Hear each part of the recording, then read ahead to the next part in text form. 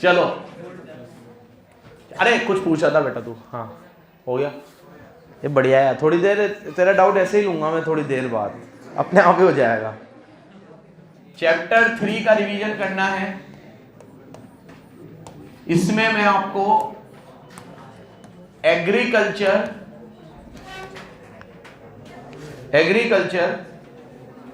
और इंडस्ट्री, इन दो चीजों में 1950 से 1990 तक हमने क्या क्या किया वो बताऊंगा। सब पिछले में कुछ बताया ही नहीं। देखो पिछले में 3 चीजें आई। देखो इधर सोशलिस्ट इकोनॉमी, कैपिटलिस्ट इकोनॉमी और मिक्स्ड इकोनॉमी क्या होती है, कैसे प्लानिंग कमीशन आया और प्लानिंग कमीशन के बाद वो नीति आयोग बना। सुनो इधर देखो, फिर हमारे प्लानिंग कमीशन के गोल क्या थे? जेम्स, growth, equity, modernisation, self reliant और फुल एम्प्लॉयमेंट। और ये गोल के 5 ईयर प्लान कि जो हमने 5 ईयर प्लान बनाए थे वो याद हो गए आपको। अब उससे अचीवमेंट और फेलियर।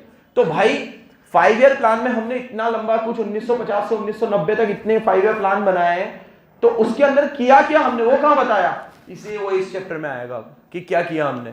2 मेजर फील्ड है हमारी, एग्रीकल्चर में क्या किया और इंडस्ट्री में। 70% ये है चैप्टर का कवरेज और 30% ये है। ये कम है थोड़ा, तो पूरी चर्चा किस पे रहेगी? ज्यादातर एग्रीकल्चर, क्योंकि 1950 से 1990 तक ज्यादा काम हमने एग्रीकल्चर में ही किया है। तो अब वो करने के बाद देखो इधर हमने फूड ग्रेन के प्रोडक्शन को बढ़ाया, सेल्फ रिलायंट बने, सेल्फ सफिशिएंट बने। अब ये बने कि नहीं बने तुम्हें इन मेजर्स से समझ में आएगा। फटाफट रिवीजन करेंगे आज, मैक्सिमम कवरेज कोशिश करेंगे कि ये 70 में से 50% आज कवर कर ले हम एग्रीकल्चर को। ध्यान से सुनना, यहां देखो 3 टॉपिक पहले बहुत बेसिक दे रखे हैं। पहले तो एग्रीकल्चर के हमारी इकोनॉमी में रोल, एग्रीकल्चर के फीचर्स और एग्रीकल्चर के साथ जुड़ी हुई प्रॉब्लम्स। 3 चीजें इसमें पहले पढ़ेंगे हम कि हमारे देश में एग्रीकल्चर का रोल क्या है, एग्रीकल्चर के फीचर्स क्या है, ये फीचर्स बिल्कुल कॉमन है, सबको याद है, और एग्रीकल्चर के साथ प्रॉब्लम्स क्या है। बहुत सारे फीचर्स से ही क्या निकल कर आएंगी? प्रॉब्लम। ठीक है, कि उसका फीचर ही ऐसे हैं कि वो उसकी प्रॉब्लम है। जैसे आज किसी मोबाइल में 1 GB रैम है तो वो उसका फीचर है। तो 1 GB रैम में मैं जब भी कोई बड़ा गेम खेलता हूं तो वो हैंग होता है, तो ये प्रॉब्लम है। तो प्रॉब्लम कहां से निकल कर आई? उसके फीचर से, क्योंकि उसकी रैम इतनी कम है कि वो बड़े गेम को सपोर्ट नहीं कर पाता, तो फीचर ही उसकी प्रॉब्लम है। हाँ बोलूं कि यार बड़े गेम नहीं खेल पा रहे, तो ये प्रॉब्लम कहां से निकल कर आई है? उसके फीचर से, क्योंकि उसका रैम कम है। अब किसी मोबाइल का रैम है 32 GB, अरे एक्सटर्नल स्टोरेज है 32 GB, ठीक है। अब उस मोबाइल के अंदर प्रॉब्लम हो जाती है कि स्टोरेज बार बार फुल हो जाती है। तो ये स्टोरेज फुल की प्रॉब्लम कहां से निकल कर आई उसके? क्योंकि उसका स्टोरेज ही कितना है, इंटरनल स्टोरेज 32 GB। तो 32 GB बहुत जल्दी भर जाता है तो बार बार प्रॉब्लम आती है। ठीक है, तो बहुत सारी प्रॉब्लम्स कहां से निकल कर आई है? फीचर्स से। 3 टॉपिक पहले पढ़ेंगे, समझ लो पहले बराबर से, ये 3 टॉपिक आएंगे। उसके बाद अब इन प्रॉब्लम्स को सॉल्व करने के लिए हमने क्या क्या किया? मेजर्स, इंस्टीट्यूशनल मेजर्स, ठीक है, टेक्नोलॉजिकल मेजर्स और अदर मेजर्स, और ये तुम्हारा समाप्त हो जाएगा एग्रीकल्चर। ठीक है, तो बराबर से सुनते जाना अच्छे से। रोल फटाफट देखो, रोल ऐसे याद कराया था मैंने तुम्हें। रोल मतलब आज अगर मान लो मैं तुम्हें इकोनॉमिक्स पढ़ा रहा हूं, तो तुमसे कोई पूछे कि तुम्हारा जो भी बोर्ड का एग्जाम तुम दोगे, साल भर तुमने पढ़ाई करी, उसमें मेरा क्या रोल था, तुम्हें जो भी मार्क्स आएंगे या तुम्हें पढ़ा रहा हूं मैं, तो मेरा क्या रोल है तुम्हारे एकेडमिक्स में? तो रोल मतलब कि एग्रीकल्चर का क्या रोल है हमारे देश की इकोनॉमी में, पूरी इंडियन इकोनॉमी में। तो भैया 6 रोल है, और भी बहुत है, 6 आपके कोर्स के हिसाब से। 2 चीजों का ये सोर्सेस है, 4 चीजों में कंट्रीब्यूट करता है। बोलो तो, मतलब 4 चीजें जो हमारे देश में आती है वो एग्रीकल्चर की वजह से है, और 2 चीजें जो हमारे देश में बन रही है उसका सोर्स कौन है? एग्रीकल्चर है। तो ये 2 चीजों का तो सोर्स है और 4 चीजों का, ठीक है, ये पूरा बता ही दिया मैंने तुम्हें। अब रोल से शुरू करते हैं। ठीक है,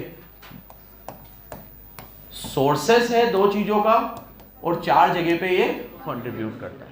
क्या क्या सोर्सेज है और क्या क्या कंट्रीब्यूशन है। देखो पॉइंट इसी तरीके से शुरू हुए हैं, contribution to national income, contribution to industry, contribution to government revenue और contribution to domestic and international trade. ठीक है, तो 4 कंट्रीब्यूशन है, contribution to government revenue, contribution to industry, contribution to domestic and international trade और contribution to national income.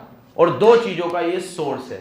ठीक है, source of livelihood और source of food grain. बस ये पॉइंट याद कर लो, अच्छे से आपको इसके अंदर का मैटर मिल जाएगा।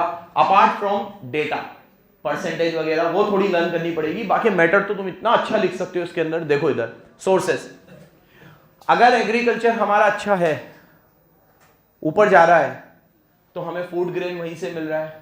ठीक है, पल्सेस हो गई, राइस हो गया, व्हीट हो गया। ठीक है, तो हमारे फूड ग्रेन का सोर्स क्या है? एग्रीकल्चर। तो कोई मुझसे पूछे कि एग्रीकल्चर का तुम्हारे देश में क्या रोल है, तो मैं कहूंगा भैया खाने पीना ही सारा एग्रीकल्चर है।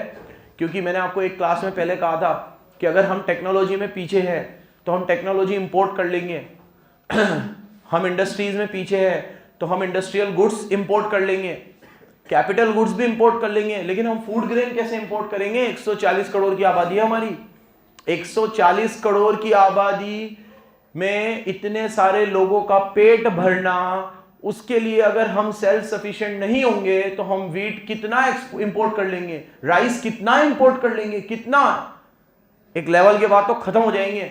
और ऐसा हुआ था बीच में। ठीक है, जब फूड ग्रेन की कमी आई थी, जिस साल में आपका गोल है ना फूड ग्रेन के प्रोडक्शन को बढ़ाना, 60s की बात कर रहा हूं मैंने जब तुम्हें ग्रीन रेवोल्यूशन का लेक्चर लिया था तो ग्रीन रेवोल्यूशन के पहले की भी कथा मैंने तुम्हें सुनाई थी कि क्या हालत थी हमारी, ग्रीन रेवोल्यूशन क्यों लाना पड़ा, याद है ना?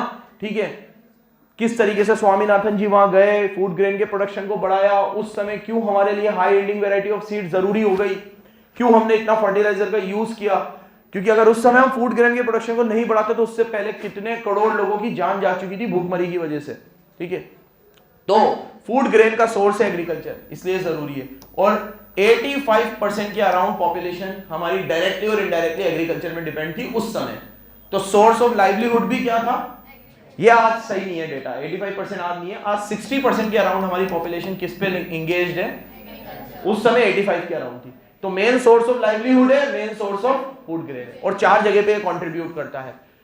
गवर्नमेंट का रेवेन्यू आता है एग्रीकल्चर से। देखो डायरेक्ट टैक्स में तो नहीं आता, इनडायरेक्ट टैक्स में आता है, क्योंकि एग्रीकल्चर पे सब प्रकार के टैक्सेस माफ है। आज अगर मैं किसान हूं तो मेरी 1 करोड़ रुपया भी इनकम है ना, तो मुझे इनकम टैक्स 0 देना है। एग्रीकल्चर पे कोई इनकम टैक्स नहीं है, पहले तो बता दूं मैं। तो जब इनकम टैक्स ही नहीं है तो गवर्नमेंट का रेवेन्यू कहां से आता है? गवर्नमेंट का रेवेन्यू आता है एग्रीकल्चर प्रोडक्ट से, जैसे फर्टिलाइजर है, सीड्स है। अब जो फैक्ट्री ये सब बना रही है उसको जीएसटी तो देना है, और जो फैक्ट्री ये सब बेच रही है उस फैक्ट्री के ऊपर तो टैक्स लगेगा, किसान पे नहीं लगेगा टैक्स, लेकिन उस पे तो लगेगा, तो वो तो इनकम टैक्स भी देगा। तो आज अगर मान लो एग्रीकल्चर हमारे यहां ज्यादा करते हैं लोग, 85%, तो एग्रीकल्चर गुड्स भी ज्यादा बनते हैं, तो वो गुड्स जो इंडस्ट्री बना रही है वो इंडस्ट्री तो टैक्स दे रही है ना, तो वहां से गवर्नमेंट का रेवेन्यू आता है। लेकिन इसको ऐसे इंटरप्रेट मत करना कि गवर्नमेंट रेवेन्यू आता है इसका मतलब एग्रीकल्चर से बहुत सारा टैक्स आता होगा सरकार के पास। नहीं, डायरेक्टली कुछ भी नहीं आता, इनडायरेक्टली आता है सब कुछ, क्योंकि जो भी 85% पॉपुलेशन एग्रीकल्चर में इन्वॉल्व है उनको इनकम टैक्स तो देना ही नहीं है। इनकम टैक्स 0 है हमारे देश में एग्रीकल्चर पे, आज भी 2023 में भी 24 में भी इनकम टैक्स कितना है एग्रीकल्चर पे? 0। तो अगर आपका एग्रीकल्चर से इनकम जनरेट होता है तो उस पर आपको कोई तरह का टैक्स नहीं देना।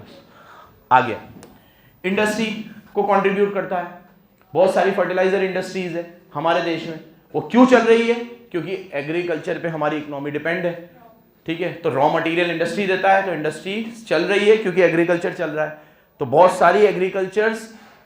सारी इंडस्ट्रीज का मेन सोर्स क्या है? वो लोग किसको ये माल बेचते हैं? एग्रीकल्चर सेक्टर को। तो इंडस्ट्रीज का कंट्रीब्यूशन कहां से आ रहा है? एग्रीकल्चर से। तो एग्रीकल्चर क्या कर रहा है? इंडस्ट्रीज को कंट्रीब्यूट कर रहा है, डोमेस्टिक और इंटरनेशनल ट्रेड में कंट्रीब्यूट करता है। ये जितने लोग इन्वॉल्व है उस हिसाब से रेशियो बहुत कम है। जैसे 85%, आज की बात करता हूं मैं, तो 60% लोग एग्रीकल्चर में इन्वॉल्व है, लेकिन उनका जीडीपी में, नेशनल इनकम में जो शेयर है वो 15% 16% है बस। तो जीडीपी में शेयर तो है, डोमेस्टिक ट्रेड को प्रमोट तो करता है, इंटरनेशनल ट्रेड को प्रमोट भी करता है, लेकिन जितना आना चाहिए ना एग्रीकल्चर से हम उतनी कमाई नहीं कर पा रहे। कमाई तो हो रही है, तो कंट्रीब्यूशन तो दे रहा है, लेकिन उतना कंट्रीब्यूशन नहीं दे रहा जितना देना चाहिए। पहले भी कभी बताया था मैंने आपको कि जितनी पॉपुलेशन हमारी एग्रीकल्चर में इन्वॉल्व है और उससे जो रिटर्न आ रहा है वो बहुत कम है। अगर हम इन पॉपुलेशन को डाइवर्सिफाई करके किसी दूसरी जगह पे लगा दे तो वहां से रिटर्न कई गुना ज्यादा आ सकता है एज कंपेयर टू एग्रीकल्चर। जल्दी जल्दी रीड कर देता हूं, ये कुछ डेटा याद रखना आप। शेयर ऑफ जीडीपी, कितना जीडीपी में शेयर है एग्रीकल्चर का? 17.4। Source of livelihood, almost all rural house hold in India directly और इनडायरेक्टली, ऑलमोस्ट सभी रूरल एरिया में तो किस पे डिपेंड है? एग्रीकल्चर पे। रफ डेटा निकाले तो 80% रूरल एरिया किस पे डिपेंड है? एग्रीकल्चर पे। तो सोर्स ऑफ लाइवलीहुड है। फूड ग्रेन का सोर्स है, इंडिया सेल्फ सफिशिएंट है फूड ग्रेन में, व्हीट और राइस में।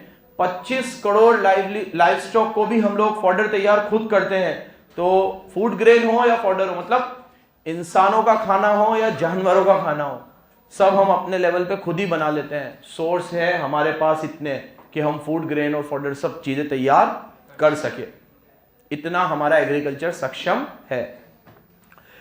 इंडस्ट्रियल डेवलपमेंट को कंट्रीब्यूट करता है, कैसे? दो तरीके से, ये अंडरलाइन कर रखे हैं मैंने, बोल्ड कर रखे हैं। रॉ मटेरियल प्रोवाइड करके और गुड्स परचेज करके। कैसे? देखो, आपको रॉ मटेरियल चाहिए, वो प्रोवाइड करके, और आप जो भी फर्टिलाइजर बनाओगे उसे प्रोक्यूर करके। प्रोक्यूर मतलब खरीद के। तो बहुत सारी ऐसी इंडस्ट्रीज है, ठीक है, जैसे ट्रैक्टर हुआ, दूसरे ऐसे इक्विपमेंट हुए खेतीबाड़ी में यूज आते हैं, फर्टिलाइजर हुआ, पेस्टिसाइड्स हुए, ये मैं आपसे खरीद रहा हूं, तो ये इंडस्ट्री डेवलप हुई। और बहुत सारी इंडस्ट्रीज को बनाने के लिए मैं रॉ मटेरियल दे रहा हूं। आपका ये चिप्स विप्स बन रहा है, आलू हम दे रहे हैं, ठीक है। आपके शुगर बन रहा है, शुगर केन हम दे रहे हैं, ठीक है। इस तरीके से कॉटन हम दे रहे हैं, तो बहुत सारा रॉ मटेरियल हम दे रहे हैं, तो इंडस्ट्री डेवलप हो रही है। और बहुत सारी इंडस्ट्री जो माल बना रही है उसे खरीद हम रहे हैं, तो इंडस्ट्री डेवलप हो रही है। तो दो तरीके से हम आपको मदद कर रहे हैं, प्रोड्यूस करके, प्रोक्यूर करके। बोलो, आपके लिए रॉ मटेरियल प्रोड्यूस कर रहे हैं और आपके बहुत सारे फिनिश गुड्स को प्रोक्यूर कर रहे हैं। प्रोक्यूर मतलब खरीद रहे हैं, खरीद भी रहे हैं हम आपसे और अब आपको बेच भी रहे हैं। तो इंडस्ट्री के लिए एक बहुत बड़ा सोर्स है क्या? एग्रीकल्चर। तो ये दोनों बातें लिखूंगी, ठीक है। टॉपिक का नाम क्या है? रोल, कि हमारे देश में एग्रीकल्चर का क्या रोल है। What is the role of agriculture in Indian economy. सुनते जाना बराबर। नेक्स्ट, गवर्नमेंट रेवेन्यू को कंट्रीब्यूट करता है। State government gets a very large share of land revenue के रूप में मिलता है, ठीक है। किसने? स्टेट गवर्नमेंट को जो लैंड रेवेन्यू के रूप में टैक्सेस लगते थे, लेकिन अब बहुत कम हो गए हैं ये सारे टैक्सेस। अब तो मेन सोर्स है जीएसटी, कि एग्रीकल्चर प्रोडक्ट्स के ऊपर भी बहुत सारी चीजों पे जीएसटी लगता है और उससे बहुत सारा अच्छा पैसा सरकार को आता है। अब इंटरनेशनल ट्रेड, इसमें डोमेस्टिक की जगह तुम इंटरनेशनल ज्यादा लिखना। इंटरनेशनल ट्रेड में तुम ये लिखना कि हम क्या क्या एक्सपोर्ट करते हैं, उस समय याद करवाए थे मैंने आपको ये सब। Coffee, T, tobacco, cashew nut, spices, raw cotton, rice, fruit, vegetable, flowers, और ये लिस्ट बहुत लंबी है। हम लोग जितना भी मेजर एक्सपोर्ट करते हैं ना, वो उसमें एग्रीकल्चर प्रोडक्ट्स ही होते हैं, क्योंकि आपको सबको पता है कि कैपिटल गुड्स की इंडस्ट्री तो इंडिया में वैसे भी इतनी नहीं है। कौन सी? तो बड़े बड़े कैपिटल गुड्स तो हम वैसे भी नहीं बनाते, तो हमारी रिक्वायरमेंट पूरा करने के लिए हमें तो बाहर से लेने पड़ते, तो एक्सपोर्ट कहां से करेंगे? तो जितना भी एक्सपोर्ट हम मेजर करते हैं, जैसे मैंने तुम्हें बताया था, अमेरिका में आपको पता ही होगा कि हम एक्सपोर्ट ज्यादा करते हैं, इंपोर्ट कम करते हैं। अमेरिका से अगर हमारा बैलेंस ऑफ पेमेंट निकाले ना अमेरिका के साथ, तो हम उनको एक्सपोर्ट ज्यादा करते हैं और उनसे इंपोर्ट कम करते हैं। चाइना में हम इंपोर्ट ज्यादा करते हैं, एक्सपोर्ट कम करते हैं, लेकिन अमेरिका को हम एक्सपोर्ट ज्यादा करते हैं। तो क्या एक्सपोर्ट करते हैं? ये सारी चीजें, ठीक है। तो वो सब चीजें कहां से निकल कर आती है? एग्रीकल्चर से। तो चार चीजों का कंट्रीब्यूटरी है, दो चीजों के सोर्सेज है। फटाफट आ गया फीचर। चलो यहां देखो,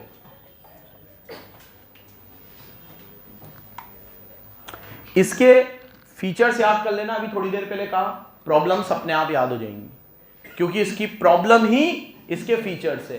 पहली फीचर या प्रॉब्लम मॉनसून पे डिपेंड है, डिपेंड ऑन रेनफॉल। किस पे डिपेंड है?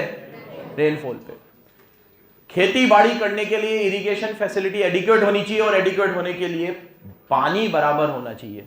अब कई सालों में अगर पानी बहुत ज्यादा आ जाए तो भी प्रॉब्लम, और कम आए तो भी प्रॉब्लम। एडिक्वेट रेनफॉल होना चाहिए, जितना रिक्वायर्ड है उतना। ठीक है, तुमने सुना ही होगा बेमौसम बारिश भी खराब है। अभी इस बार बहुत सारी बेमौसम की बारिश हुई है, अक्टूबर में बारिश हुई है, नवंबर में बारिश हुई है। अभी नवंबर में कितनी बारिश थी, बीच में कितना नुकसान हुआ है, कितना, ठीक है, अरबों में नुकसान हुआ है। ठीक है, सिर्फ वो 2-3 दिन की बारिश की वजह से। ठीक है, अभी गवर्नमेंट के एस्टिमेट सामने आए थे कि कितना नुकसान हुआ है। मेरे को अभी एग्जैक्ट फिगर याद नहीं आ रहा है, डाले थे बाकायदा कि ये जो 3 दिन की जो नवंबर में बकवास सी बारिश हुई ना, बस अभी बीच में 3-1 दिन की, उसकी वजह से कितना अरबों का नुकसान हुआ है किसानों को। और अल्टीमेटली फिर क्योंकि एमएसपी पे सरकार खरीदेगी तो सरकार को वो नुकसान झेलना पड़ेगा। ठीक है, तो रेनफॉल पे डिपेंड है, ये फीचर भी है, प्रॉब्लम भी है। For want of adequate irrigation facility, Indian agriculture depends on rainfall. If rains are good, crops are good. But if rains are not good, there is a substantial loss of output, and that is why it is sometimes called as a gamble of monsoon. क्योंकि ये हमारे हाथ में बिल्कुल भी नहीं है, तो गैम्बल ही है ये। नेक्स्ट, अगला फीचर सेमी कमर्शियलाइज्ड है हमारे यहाँ फार्मिंग। क्या है, हम बहुत सारा जो आउटपुट बनाते हैं वो खुद ही कंज्यूम कर लेते हैं। बहुत सारा जो आउटपुट बनाते हैं वो खुद ही कंज्यूम कर लेते हैं। ठीक है, और बहुत सारा बेचते हैं। तो हमारा जो एग्रीकल्चर का तरीका है वो सेमी कमर्शियलाइज्ड है। हम पूरा आउटपुट बना के बेचते नहीं है। ठीक है, अगर हम पूरा बेचे तो उससे इनकम बहुत बढ़ सकती है फार्मर की। लेकिन मैंने तुम्हें कहा था कि फार्मिंग में उनका वे ऑफ थिंकिंग ही वैसा है कि अगर वो 1000 क्विंटल गेहूं उगाएंगे तो बहुत सारा क्विंटल गेहूं तो वो अपने पास रखेंगे खाने के लिए, और बहुत सारा रखेंगे बार्टर सिस्टम के लिए। वो अपने भाई किसान को दे देंगे, उससे दाल ले लेंगे, एक को दे देंगे, उससे गन्ना ले लेंगे। ठीक है, इस तरीके से करते वो लोग। तो मैंने तुम्हें पहले भी कहा था कि आज भी बहुत सारे गांवों में बार्टर सिस्टम चल रहा है। लेकिन अगर ये पूरी फसल बेच दे, टोटल कमर्शियल हो जाए, तो इनकी पर कैपिटा इनकम और बढ़ सकती है। लेकिन ऐसा होता नहीं है। गवर्नमेंट एफर्ट भी लगाती है बहुत ज्यादा, फिर भी नहीं होता। हमारे यहां फीचर ही है कि हमारे यहां फार्मिंग कैसी होती है, सेमी कमर्शियल। देखो, agriculture in India neither fully commercial nor completely subsistence. Subsistence farming याद है ना क्या होती है? क्या होती है? सेल्फ कंजम्पशन के लिए जो फार्मिंग होती है उसे क्या बोलते हैं? Subsistence farming. देखो, कमर्शियल फार्मिंग क्या होती है? जहां पे production is undertaken primary for sale, काफी सारा प्रोडक्शन तो सेल के लिए होता है, और बाकी का सेल्फ। और सब्सिस्टेंस फार्मिंग में क्या होता है? सेल्फ कंजम्पशन के लिए। तो ना तो हमारा पूरा सेल के लिए होता है, ना पूरा सेल्फ कंजम्पशन के लिए। तो हमारी फार्मिंग कैसी है? Semi commercialised. अगला फीचर, मल्टीप्लिसिटी ऑफ क्रॉप। हम बहुत सारे अलग अलग तरह के क्रॉप्स उगाते हैं जिसमें अलग अलग क्लाइमेटिक कंडीशंस रिक्वायर्ड है, और सॉइल की फर्टिलिटी देखनी होती है। कई बार फार्मर के पास अच्छी जगह भी होती है, लेकिन उस पर्टिकुलर मौसम में उस पर्टिकुलर सॉइल की फर्टिलिटी को देखते हुए वो क्रॉप नहीं उगा पाता, ठीक है, जो उसको रिक्वायर्ड है।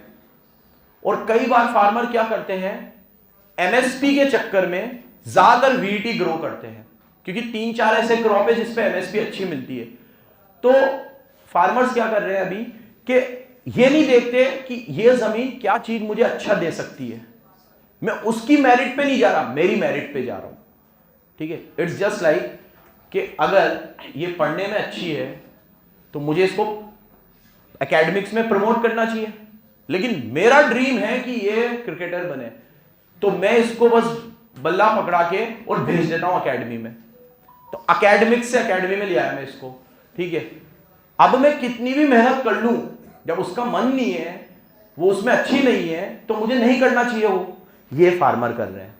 ठीक है, अब मल्टीपल क्रॉप्स की वो लोग ग्रो तो करते हैं, लेकिन बहुत सारी जगहों पर रिक्वायर्ड क्या होता है, ये अभी एक डेटा में भी आया था, सरकार ने अल्टीमेटम भी दिया था कि भैया आप लोग एमएसपी के हिसाब से ज्यादा वीट ग्रो मत किया करो। सबको ये लगता है कि भैया वीट के ऊपर एमएसपी मिल जाएगा, या तो मार्केट में बिक जाएगा, नहीं बिकेगा तो सरकार खरीद लेगी अच्छी रेट पे, तो सबके सब गेहूं उगाने पे लग जाते हैं। जबकि बहुत सारे अलग अलग जमीन की फर्टिलिटी अलग होती है, मौसम के हिसाब से फार्मिंग होती है। ठीक है, लेकिन वो चीज को इग्नोर करते हैं। हालांकि ये फीचर है इसका कि मल्टीपल क्रॉप्स आप ग्रो कर सकते हो, ठीक है, लेकिन किस जगह पे कौन सा क्रॉप ग्रो करना चाहिए ये भी फार्मर को बताना होगा और ये प्रॉब्लम है, फिर ये प्रॉब्लम बन जाती है। Next, pre dominance of small farmer. हमारे अगर एग्रीकल्चर में देखोगे तो छोटे छोटे फार्मर्स आपको ज्यादा मिलेंगे।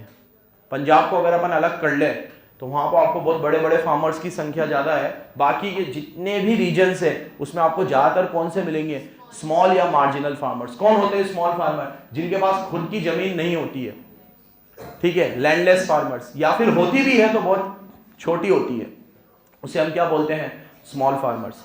ठीक है, तो we have substantial number of small and marginal farmers. ठीक है, as a result farmers cultivate tiny pieces of land. Beside this some cultivator do not have their own land and they are called landless labours. इनके खुद की जमीन नहीं होती। Large inequality है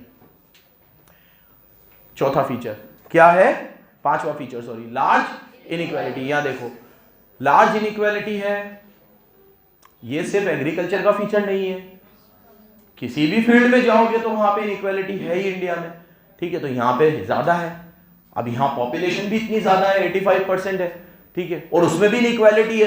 कैसी इनइक्वालिटी है कि 80% फार्मर जो होंगे ना वो आपको स्मॉल मिलेंगे और 5% बिग मिलेंगे जिनके खुद की जमीन है, और वो 5% इन 80% को डोमिनेट करते हैं हर एरिया में। तो ये इनइक्वालिटी बहुत ज्यादा है। देखो, there are large number of inequality in India's agriculture sector. Widespread disparity है फार्मिंग में।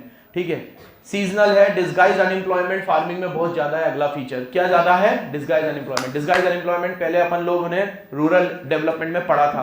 क्या कि गांवों में क्या होता है, गांवों में क्या होता है कि सब लोग खेती बाड़ी में होते हैं, ये जाने बिना कि उनकी जरूरत है कि नहीं है। अगर मैं खेती में हूं तो मेरी वाइफ, मेरे 2 बच्चे सब खेती में आ जाएंगे क्योंकि उनके पास गांव में कोई और काम नहीं है। तो जो काम मेरे अकेले से भी अच्छे से हो सकता था वो भी 4 लोग करेंगे। अब 4 लोग कर रहे हैं, आउटपुट वही आ रहा है जितना 1 लोगों के करने से आता, तो बाकी के 3 लोग कहलाएंगे डिस्गाइज अनएम्प्लॉयमेंट, क्योंकि उनका आउटपुट 0 है। फॉर एग्जाम्पल, अगर मैं खेती करता और मेरे अकेले होने से 10 किलो गेहूं प्रोड्यूस होता, अब मैं वहां पे अपने भाई को भी ले गया और एक बच्चे को भी ले गया, हम तीनों से भी 10 किलो ही गेहूं निकला, कुछ फर्क नहीं आया, तो मेरा भाई और मेरा बच्चा दोनों डिस्गाइज्ड अनएम्प्लॉयड है। और ये अनएम्प्लॉयमेंट आपको सबसे ज्यादा कहां देखने को मिलेगा? एग्रीकल्चर में। तो एग्रीकल्चर का एक फीचर ये भी है कि यहाँ पे डिस्गाइज्ड अनएम्प्लॉयमेंट सबसे ज्यादा है। और सीजनल भी है ये, क्योंकि अगर आप खारिफ की खेती कर रहे हो तो वो 4-6 महीने चलेगा, उस समय राबी वाला फ्री बैठेगा, और राबी में कर रहे हो तो खारिफ वाला उस समय फ्री बैठेगा। तो ये क्या है? एक तरीके से सीजनल है। क्या है? इतने पॉइंट आप याद रखना, बाकी आउटडेटेड फार्मिंग टेक्निक और 5 से 6 पॉइंट याद रखना आप। अब इसकी प्रॉब्लम्स देख लेते हैं, खत्म करते हैं आज के लेक्चर को। प्रॉब्लम्स देखो, फिर सॉल्यूशन कल देखेंगे। यहां देखो प्रॉब्लम्स, क्या प्रॉब्लम्स है हमारे एग्रीकल्चर में, बोलो। यहां देखो, ये सारे फीचर में से कितनी प्रॉब्लम निकाल सकते हो आप? एक तो निकाल ही लोगे। मॉनसून पे डिपेंड है एग्रीकल्चर में, बहुत ज्यादा डिस्गाइज अनएम्प्लॉयमेंट है, इनइक्वालिटी बहुत ज्यादा है, और आउटडेटेड टेक्नोलॉजी यूज करते जो उधर बताया मैंने। ठीक है, लो लेवल ऑफ प्रोडक्टिविटी है। क्या है? जितना इनपुट हम देते हैं, प्रोडक्टिविटी का मतलब याद है ना आप लोगों को, पहले बताया था, एक बार फिर सुन लो। प्रोडक्टिविटी मतलब कितने इनपुट से आप कितना आउटपुट जनरेट कर रहे हो। और अगर प्रोडक्टिविटी बढ़ानी है तो उसकी डेफिनेशन क्या बनेगी? कम इनपुट से ज्यादा आउटपुट जनरेट करना, लेस इनपुट मोर आउटपुट। और प्रोडक्टिविटी कम होने का क्या मतलब है? मोर इनपुट लेस आउटपुट। एक एग्जांपल दिया था पहले रिजल्ट वाला, वही दूंगा। अगर मैंने 20 बच्चों को पढ़ाया, उसमें से 15 बच्चे 90+ क्रॉस कर गए तो मैं यहां 15 बच्चों की फोटो लगा दूंगा।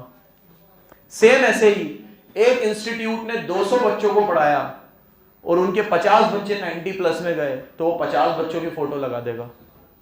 प्रोडक्शन किसका ज्यादा था? इसका, क्योंकि 50 बच्चे हैं और मेरे पास तो 15 ही थे। लेकिन प्रोडक्टिविटी किसकी ज्यादा है? अगर मैं 15 को 20 से डिवाइड करूं तो मेरे 75% बच्चों ने क्लियर किया 90%। और ये लोग अगर 50 को 200 से डिवाइड करेंगे तो 1/4 आएगा मात्र। तो इनकी प्रोडक्टिविटी कितनी है? 25। मेरी प्रोडक्टिविटी कितनी है? 75। एग्रीकल्चर में प्रोडक्टिविटी कम है, जितना इनपुट हम देते हैं उतना आउटपुट हम जनरेट नहीं कर पा रहे हैं, ये भी प्रॉब्लम है। कितनी हुई एक बार गिनो।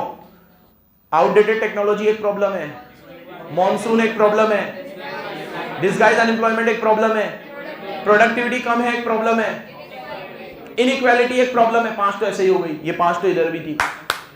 फाइनेंस नहीं मिलता ये एक प्रॉब्लम है, lack of scattered land holding है एक प्रॉब्लम है। स्कैटर्ड मतलब आज मेरे पास एक जमीन का टुकड़ा मंडाना में है, एक बूंदी में है, एक यहाँ है, और अगर मंडाना में भी है तो एक जमीन का टुकड़ा ए एरिया में है, एक जमीन का टुकड़ा बी एरिया में है, एक जमीन का टुकड़ा सी एरिया में है। अब ये ए बी सी तीनों अगर एक साथ होते पार्टनरशिप में तो मेरा रिजल्ट ज्यादा आता, लेकिन ये स्कैटर्ड लैंड होने की वजह से मेरा आउटपुट उतना निकलकर, ये भी एक प्रॉब्लम है। और सब्सिस्टेंस फार्मिंग करते हैं, कमर्शियल फार्मिंग नहीं करते हैं, ये भी एक प्रॉब्लम है। सारी प्रॉब्लम वही थी जो उधर थी, पढ़ो रीड कर लो। लो लेवल ऑफ प्रोडक्टिविटी है, लैंड टेन्योर सिस्टम खराब था, फ्रेगमेंट लैंड होल्डिंग थी, स्कैटर्ड थी, अलग अलग जगह पे फैली हुई थी, आउटडेटेड टेक्नोलॉजी यूज करते थे, फाइनेंस की कमी है, मार्केटिंग की कमी है, और नेचर पे डिपेंड है, मतलब वही मॉनसून पे डिपेंड है। लिख सकते हो इसकी प्रॉब्लम्स, एक बार और सुन लो प्रॉब्लम्स क्या क्या थी, बोलो। एग्रीकल्चर मॉनसून पे डिपेंड है, प्रोडक्टिविटी लो है, सब्सिस्टेंस फार्मिंग करते हैं, कमर्शियल फार्मिंग कम करते हैं, लैक ऑफ हो गया, लैक ऑफ फाइनेंस, और डिसगाइज अनएम्प्लॉयमेंट ज्यादा है, आउटडेटेड टेक्नोलॉजी यूज करते हैं, इनइक्वालिटी बहुत ज्यादा है, lack of scattered land holding है, फ्रेगमेंटेड लैंड है, क्या है मतलब लैंड के टुकड़े जो है फार्मर्स के बहुत सारों के पास, स्मॉल फार्मर्स के पास, वो अलग अलग जगह पे फैले हुए स्कैटर्ड है, एक एरिया में बहुत बड़ी लैंड नहीं है, क्योंकि अगर एक एरिया में बड़ी लैंड हो तो उससे आउटपुट भी अच्छा निकल कर आता है। ठीक है, समझ गए। देखो इसको लास्ट चीज, अभी मान लो मैं 3 बच्चे को इधर पढ़ाऊं, 3 बच्चे को एक दूसरे एरिया से आता तो उधर पढ़ाने जाऊं, और एक 3 बच्चा एक दूसरे एरिया का है तो उधर पढ़ाने जाऊं। ठीक है, बच्चे तो सिर्फ 3 नहीं है, 9 बच्चों को पढ़ाने के लिए मेरे 3 घंटे खराब हो गए, और वो 3 अलग अलग है। जो फीस आएगी, जो आउटपुट आएगा वो उतना ही होगा। उसकी जगह अगर एक ही जगह मेरे को मिल जाती और 9 बच्चे वहां आने को तैयार हो जाते तो मेरा तो 1 ही घंटा लगता और फीस वही आती, मेरे 2 घंटे में मैं कुछ और काम कर लेता। तो ये जैसे मैं सोच रहा हूँ, मैं तो ऐसे ही सोचता हूँ कि जहां पे ज्यादा बच्चा होगा, जिस तरीके से मेरा टाइम कम लग रहा होगा, मैं वहां पे अपना टाइम दूंगा। फार्मर ये सोच ही नहीं पाता क्योंकि उतना बड़ा लैंड होल्डिंग उसको नहीं मिला। अब इसको प्रॉब्लम को सॉल्व करने के लिए एक शानदार तरीका सरकार ने उस समय निकाला था।